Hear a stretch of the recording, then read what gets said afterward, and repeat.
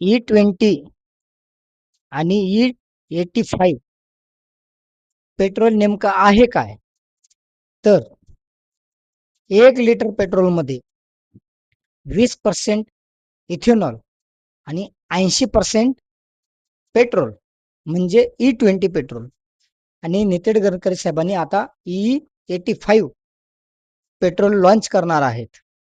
E85 म्हणजे 1 litre पेट्रोलमध्ये 85% ethanol आणि 15% petrol असेल. आता याचं सगळ्यात मोठं नुकसान काय आहे ते बघा.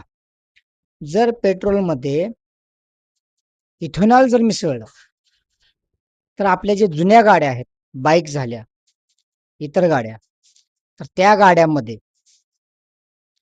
इंजिनची वाट लागण्याची सगळ्यात जास्त शक्यता आहे. इंजिनवर त्याचा परिणाम होऊ शकतो. कारण 2023च्या ज्या गाड्या आहेत, त्या प्युअर पेट्रोलसाठी इंजिन बनवलेलं आहे. हे लक्षात घ्या. आणि त्याच्यामध्ये जर तुम्ही इथेनॉल मिक्स केलं, तर त्याचं नुकसान होऊ शकतं आणि होतंच.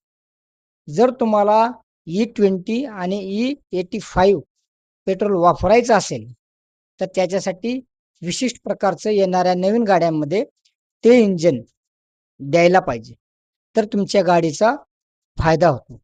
नाहीतर जुन्या गाड्यामध्ये तुमची इंजिनची वाट लागेल, तुमची गाडी स्टार्ट व्हायला प्रॉब्लेम येईल, तुमच्या गाडीचा ॲव्हरेज कमी होईल, मायलेज कमी होऊन जाईल.